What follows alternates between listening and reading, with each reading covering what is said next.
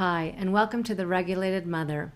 I'm your host, Afshan Tafler, nervous system resilience coach and mother of a hypersensitive, high-needs child. If you're raising a differently wired kid with PDA, autism, OCD, ADHD, or big emotional needs, this is a space for you. Here we talk about what most people don't, how it really feels, how your nervous system responds, and how to find your way back to calm, courage, and connection, even on the hardest days. You're not alone. Let's begin. If you're a parent who feels like everything you do for your child feels heavy, not just hard, but heavy, this episode is for you. If it feels like your mind is constantly running in the background, thinking about therapies, accommodations, skills your child needs to learn, what you should be doing differently, and whether you're doing enough. If even the smallest daily tasks feel loaded with pressure and fear about your child's future, and if you sometimes wonder why parenting feels so much heavier for you than it seems for everyone else, I want you to know something right away. There is nothing wrong with you. What you're carrying is real. And it's not just emotional. It reflects how the nervous system responds when the heavy weight of responsibility is ongoing, uncertain, and intense, especially in the lived reality of parenting a PDA, autistic, or high needs child. In this episode, I'm going to help you understand why responsibility can feel so crushing in these circumstances. And just as importantly, how to begin carrying it in ways that feel lighter, safer, and more sustainable for your nervous system. So if you've been living with this weight of responsibility for your child for a long time, stay with me. This conversation may help something in your body finally exhale. Let's begin. I remember when my son stopped going to school. He was 10 years old and supposed to start grade 4. The year before, he had experienced trauma at school, and the following year, the school placed him in an all-boys class, even though he had always felt safer with girls who were more predictable and gentler for him. He was also placed with a boy that he experienced as a bully and someone who always called him a crybaby. And this was a private school for children with additional needs. So on paper, it should have been supportive. But at the time, they didn't understand nervous system safety or how to work with anxiety in a trauma-informed way. And I tried everything I could to help my son acclimate. I went to school with him. The school occupational therapist worked with him. We adjusted, accommodated, and scaffolded as much as we could. But when I picked him up at the end of the day, something in him was gone. He looked frozen, almost catatonic, like he wasn't really there anymore. I could see that his nervous system was shutting down. The daily meltdowns trying to get him to school were escalating, and it became clear that forcing him through this environment was creating more trauma, not less. So I pulled him out of school. And in hindsight, I could see clearly that he was already in burnout. It was the right decision. And it was also the moment when a heavy, relentless weight settled into my body. So I had already felt responsible for my son for a long time.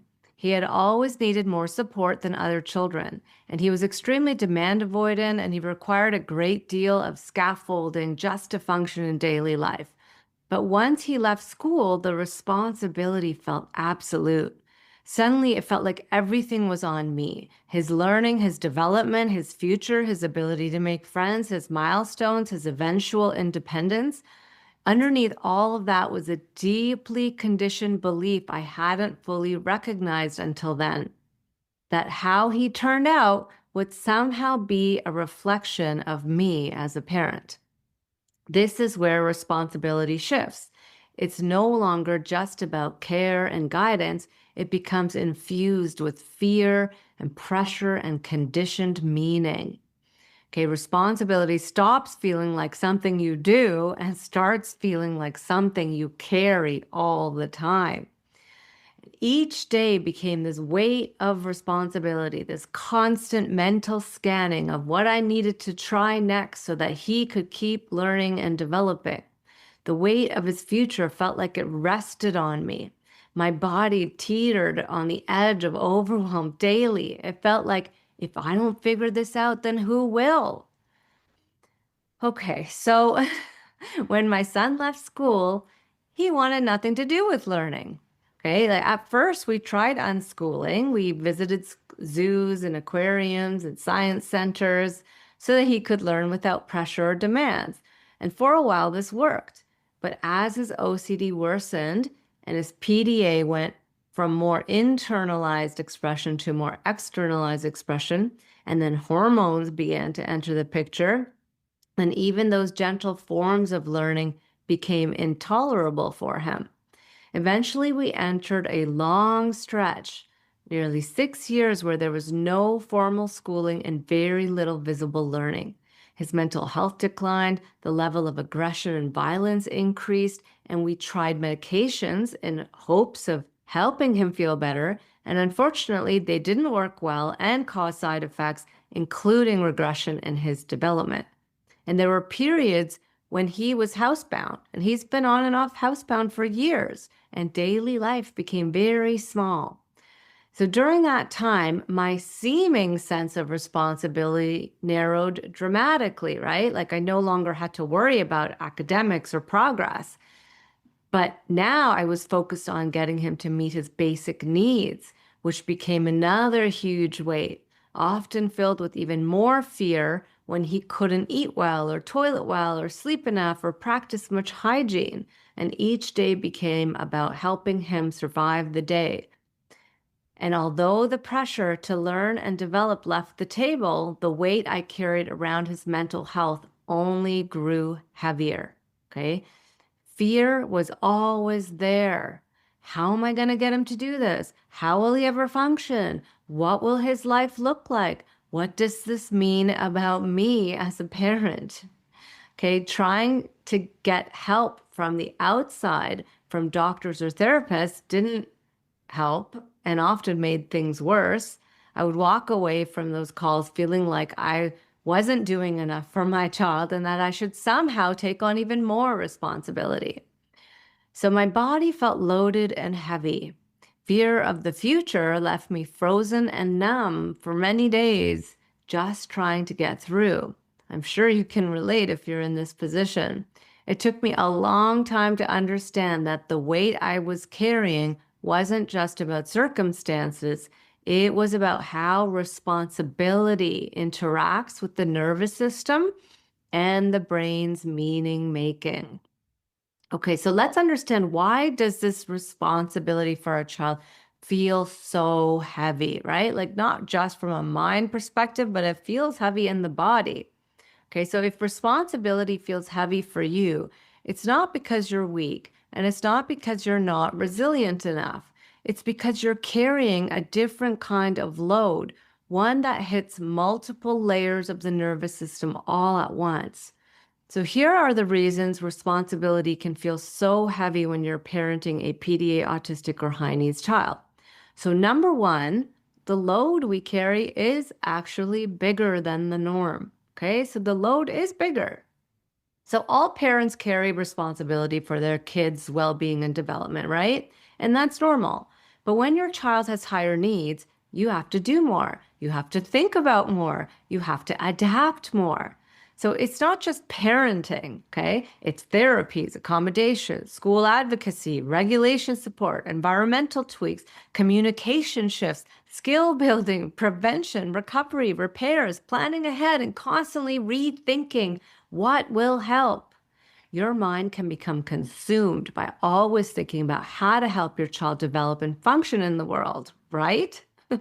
Okay, so for parents of neurotypical kids, development can often unfold in a more easeful way, right? Without having to consciously engineer and scaffold it and be on top of it. For parents of high needs kids, it can feel like development rests on you going the extra mile all the time. Okay, and that alone adds a huge weight. So number 2 reason why this feels so heavy is old mental models that are in our brain create this feeling of loss. Okay, so we all have these old mental models, and this is called conditioning. These are the mental models of what makes a successful parent and what makes a successful child. And many of us inherited a definition of success that looks like calm, compliant, obedient, social, responsible, doing well at school, meeting milestones, being kind, being able to take care of themselves, right? So our brains learned this is what it means to be safe, accepted, worthy, and successful in this world. So when our child can't fit those models, the brain doesn't just register difference, it registers loss. Okay, it registers danger. It registers this isn't how life is supposed to be. So if we don't update these mental models, we spend years fighting reality, never fully present, always trying to control outcomes, constantly feeling like we're failing and our child is failing too. And no wonder responsibility feels heavy when it's built on an outdated definition of what should be happening. Okay? We are raised on these neurotypical definitions of success and those old mental models. And when our brain doesn't see that happening in front of us, it's going to tell us that this is a loss. And then responsibility for helping your child not be a loss or helping you not feel that loss just feels heavier. Okay, number 3, why it all feels heavier is that you feel alone with it. Okay. The third reason responsibility feels so heavy is the feeling that you have to do this on your own. Okay. And why is that there, right? So parenting a high needs child can make you feel different from society, right? All of us feel it. You may not feel like you belong anymore. Depending on your child's challenges, you may have to pull them out of school. You may not be able to participate in things that other families can do easily, like play dates and social gatherings or family events, vacations, casual outings. And when you feel alone while carrying a huge responsibility, then that responsibility just gets heavier. And for many parents, this aloneness, this feeling of I'm all alone with this huge responsibility, it also pokes old wounds, okay? Memories of feeling alone earlier in life, which can compound the current situation that you're in. So it becomes not just that this is hard, this feeling of this is hard, but it's like I'm alone with this hard load and no one can help me. And this can lead to feelings of helplessness too, right? Which is usually always connected to childhood trauma. So number 4 reason why responsibility can feel so heavy is because it feels inescapable, okay? And this really changes everything when it gets to this point where it feels inescapable. So let me explain this, okay? You feel this inescapability, right? This is your child. You can't escape it. It's your child. And you feel like you don't have a choice and you have to do these things for your child. But when you feel this inescapability and that you have no choice and that you have to do it, this is the clincher for trauma encoding. And when your nervous system neurocepts, right, when it feels that you are trapped with no way out and no real options, it will drop you into the dorsal vagal shutdown system where you feel numb, collapse, disconnection, and despair. And when responsibility feels never ending, that's another thing that adds to this trauma load feeling, right? Your system doesn't experience it as this temporary season or challenge. It experiences like it's a life sentence. Okay, so that never-ending feeling, oh, this is never ending, that is part of the trauma vortex. And when you feel that way, you're living in the trauma vortex, right? So this feeling like it's inescapable is a big one that can lead us down the road to burnout. Number 5 reason why it feels so heavy is that the fear is constant and ongoing. Okay. So this 5th reason is that the fear that gets triggered, right? It's always this fear of your child's future, fear of what will happen if they don't develop skills, fear of whether they'll be okay in the world. And for many parents of PDA and high needs kids, fear isn't occasional. It's the constant background noise you're living with. Okay. And when we live with ongoing fear, we burn massive amounts of energy because it's this low grade sympathetic fight flight going on all the time. You feel like you're being chased by the tiger, right? We don't feel safe unless our child fits the mold that our brain believes equals safety and acceptance in the world. And then, so then the fear constantly gets triggered. And then fear makes responsibility heavy because it turns every decision into a high stakes emergency, right? We always feel like we're being chased by the tiger. That's our animal system that we carry, okay? So fear is a big one to work with. And then number 6 of why this feels so heavy, all this responsibility, is because there is grief, and that adds weight, okay? So grief is often heavy and often unspoken, right? But the thing is that we have a brain that's going to neurocept loss, right? And we're going to feel this loss, okay, with all these emotions of grief. There's this loss of ease, loss of imagined timelines, right? Loss of community, loss of the parenting experience you thought you'd have. And it is so natural for grief to come up. But the challenge is most of us don't acknowledge it. And so then it cannot be metabolized and released from the body. And the problem is that it doesn't disappear, okay? It sits in the body and then it adds weight to all of the responsibility, okay? So important to process the grief. So number 7, why it feels so heavy is that there aren't clear reward loops. Okay, this is a big one of the way our human system is designed. Okay, you often don't see rewards for your efforts in the short term, right? So and it can take years of pouring energy and nervous system resources into your child, right? There are constant ups and downs. You think you see progress, and then it looks like it's regression. Okay. And the thing is that your brain, all of our brains, create the loop of effort and then reward, effort and then reward. And then that motivates us, right? The loop creates dopamine and makes the hard work feel worth it. Okay. But when effort doesn't reliably create visible reward, then your brain concludes, I'm not doing enough, right? Cue feeling like you're failing. So, and even when you are doing far most than most parents, responsibility then becomes loaded with negativity and feeling like you're somehow failing. Okay. And no wonder it feels heavy. Okay.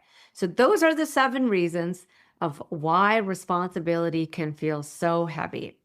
Now let's get into how to make responsibility feel lighter and not like a life sentence, okay? Because right now, most of us feel like it's a life sentence, right?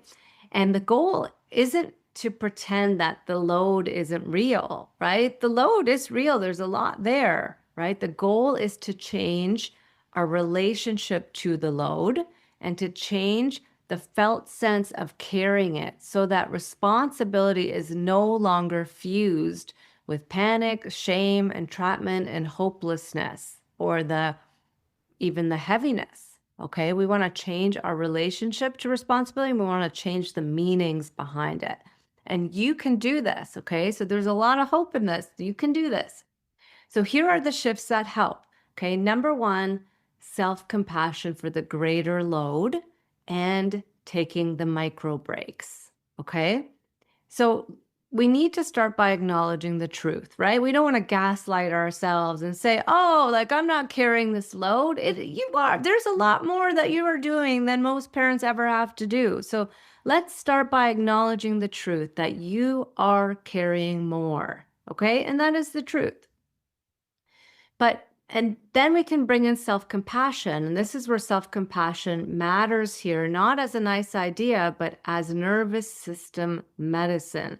Like to me, like self-compassion for all parents of high needs kids is non-negotiable. It is so important to develop this very important nervous system regulating tool. Okay. It helps when you find yourself thinking like, why do I have to do so much more than other parents? It's not fair. It's exhausting. Okay.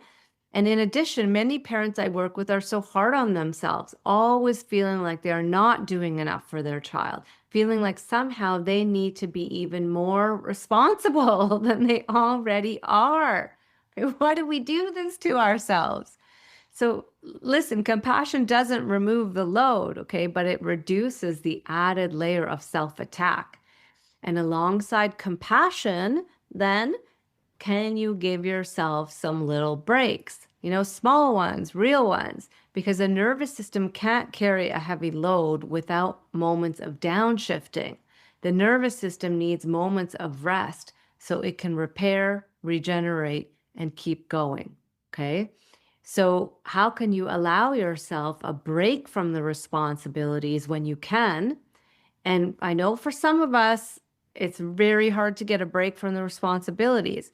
But even if you could just take a break from thinking about them, can you give yourself a break from thinking about them when you're not actually in the responsibility? Okay. And give yourself a self-compassion break instead. So repattern this, okay? Repattern from always thinking about, oh, I have all this responsibility and all the worries. Interrupt that. Give yourself a self-compassion break, right? Put your hand on your heart and just say to yourself, I'm not alone. Many parents feel this way too, and I can support myself through this. It's okay that I feel this way. Okay, so validate yourself and give yourself a self-compassion break because it is very regulating. And then the second part of this is building the felt sense of I am strong enough, right? What if I'm strong enough to handle all of this? Okay. And it's not through forcing positivity, but through helping your body know again and again that you can handle hard things and still remain here. And that's where self-compassion can really help support yourself to handle the hard things. Okay. So that's number one, right? Really acknowledging the truth that you are carrying more, giving yourself self-compassion and breaks where possible. Then number two of helping yourself to lessen the load is updating your mental models, right? And letting safety lead. Okay, so this is one of the biggest shifts. Okay, acknowledging that your child is different, has different needs, and is on a different path. Okay, many of us understand this cognitively in our heads, but we have these deeper conditioning and mental models in our subconscious mind running the show. Okay, so we want to really update our mental models and live into them more and help our brain orient to those mental models over and over again, right? So can we update the internal model so that your brain stops trying to force a high needs child into an old definition of success based on neurotypical norms? That is the key shift, okay? For a high needs child, success often looks like nervous system safety and support first, from which then comes capacity and ability to develop and do more. But this is the big caveat within this, but it is on their own developmental timeline. And we need to really, really take that in. So can we let go of attachment to having immediate outcomes for our efforts? Okay, your brain will want the immediate outcome because that's how our brains are designed. But you are not your brain. You are the awareness of your brain, and you can choose a different way of seeing things. Okay, so development can happen on a different timeline and in a different way. And when you let nervous system safety lead and allow a different timeline, you take the pressure off of both of you. It's like a big relief.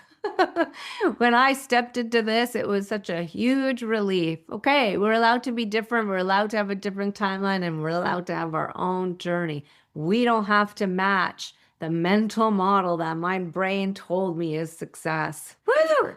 That's freeing. Okay. This doesn't mean you stop supporting your child.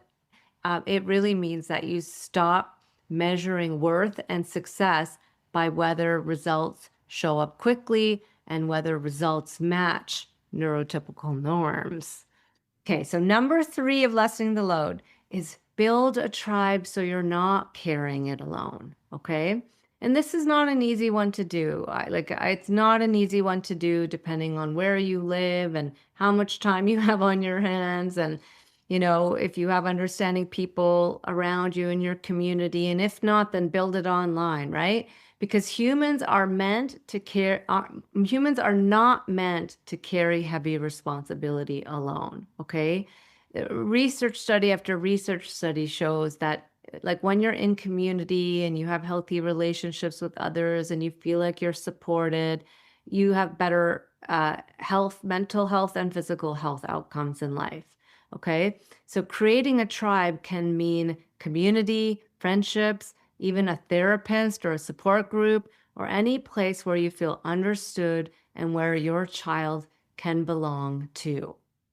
Okay, so many of the parents I work with inside my course, The Regulation Rebuild, feel like they have finally found a community where they belong. And this warms my heart because this is something that I wanted for so long and I couldn't find, right? And this helps them so much to lighten the load, okay? When you feel like you belong, the burden is lighter. And for some of us, feeling all alone didn't start with our kids, but often came from a childhood experience where it became a wound that we felt alone, we felt different in some way, we felt like we didn't belong in some way, right? And now this sits in your system getting triggered by your current circumstances. So it's important to reflect on this so that you can separate past from present, right? And perhaps this is worth working with this wound in therapy so that it doesn't compound the present situation of that aloneness feeling. Okay, number 4 is to create a felt sense of choice and purpose. Okay, this is so important. Okay, because when you feel no choice, remember, you are going to feel trapped and stuck and hopeless and in despair and in code trauma. Okay, so even when you truly have to do a lot, right? Like we truly have to do a lot, our nervous systems still feel like we have choice in the matter and it's not an I have to do it. Okay, it can feel like you have no choice but to do all of this. But reframing it into I'm choosing this can change everything. Okay, so choice brings agency and agency brings regulation. Choice is one of the necessary things for the nervous system to feel safe. And choice becomes more sustainable when you connect it to meaning and purpose. Okay. So when something is hard but purposeful, we can endure it far more easily. Okay. Purpose doesn't have to be only about your child, it can include you too. Okay. For me, when things feel hard and the responsibility feels heavy, I return to my purpose. I am learning who I truly am underneath survival-based conditioning. I am learning to be in my power inside what challenges me. Okay, and this is deeply rewarding to know that I'm learning and growing from this challenge and that there is purpose to this pain, right? It's not all for nothing. And then I also imagine my son as an adult looking back and appreciating what I did for him. And even now, I see the fruits of my labor showing up in ways that I never expected. As my son is turning the corner now, he's doing so much better. And he's, and he does thank me for things. And it just feels like, it feels like all those hard years where I thought there was no progress is like, now I'm seeing that there is. Okay, so number 5, work with fear. Okay, and let safety be there too. Okay, so this is so important because fear will always arise on this journey. And the goal isn't to eliminate it. The goal is to help your body hold fear and see that there is safety here at the same time. Okay, we want to have containment for our fear. We want to help it feel safe. So, fear of your child's future may always come up, right? Because, like, that's how our brains are designed, and this is how we're always going to feel with our kids. Okay, it's always going to come up. But can you also let trust be there too? Okay, can regulation be there too? Can you learn to tolerate fear without being taken over by it? So this is where nervous system work matters, right? Um, Staying in the present by orienting and grounding and resourcing yourself and co-regulation and reminding your system, okay, fear is here and I am still safe enough in this moment. Okay. And also that today's situation does not predict the future. Anything is possible in the future. Okay, so that line helps me to orient my brain to future possibilities instead of future demise. So that's really important too. Okay, so number 6 of how to help this responsibility not feel so heavy is process the grief that comes up so that it can move and leave the body. Okay, otherwise, grief adds weight when it stays stuck in the body and it keeps the nervous system stuck. Okay, so acknowledge the way your brain registers loss. Okay, let it be unfair, let it be painful, validate it, and then let the grief unload through tears, through somatic practices, therapy, supportive witnessing, or gentle grieving rituals. Whatever it takes, let that grief move. Okay. And when grief moves, you don't necessarily feel like so happy all of a sudden for your whole life, but you do feel lighter. And from that place, you can access then, how would I rather hold this? How do I want to show up inside this reality, right? And start making those shifts and changes because the nervous system can now move forward.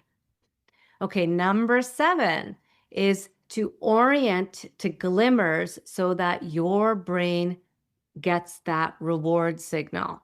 Okay, this is so important. Okay, we want to orient to glimmers, right?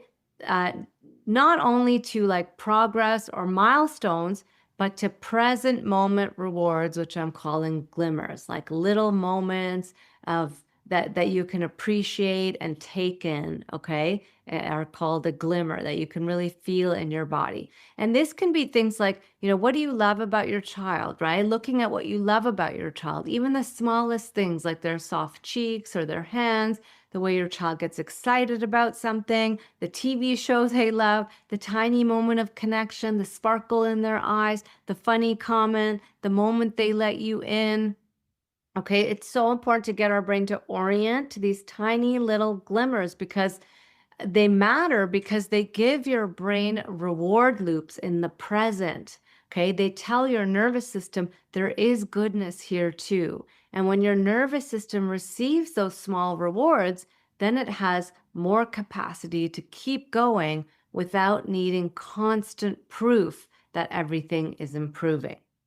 Okay, so if everything you do for your child feels heavy right now, there is nothing wrong with you, okay? You are likely carrying more uncertainty, more emotional labor, and more nervous system load than most parents ever have to carry.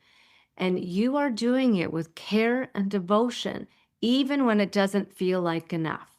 Okay, responsibility does not disappear on this path. It's gonna be there for a long time to come, but it doesn't have to feel like a life sentence. Okay, staying present with what is while still holding hope for a better future is no easy task, but it leads to deep learning and growth and the realization that you are far stronger than you ever knew. And when you begin to feel that strength and a deeper sense of purpose in carrying this load, something paradoxical happens. The load softens because you're no longer carrying it through the same lens. So if this podcast helped you, please comment, please share. I'm sure other parents need to hear this message too. Thank you. Thanks so much for listening to The Regulated Mother. If this episode helped you feel a little more seen, grounded, or hopeful, I'd love for you to share it with another mom who might need it too. And if you want more nervous system tools and support, head to my website, illuminateyou.ca, to grab my free ebook and video series. Until next time, be gentle with yourself. You're doing brave and meaningful work.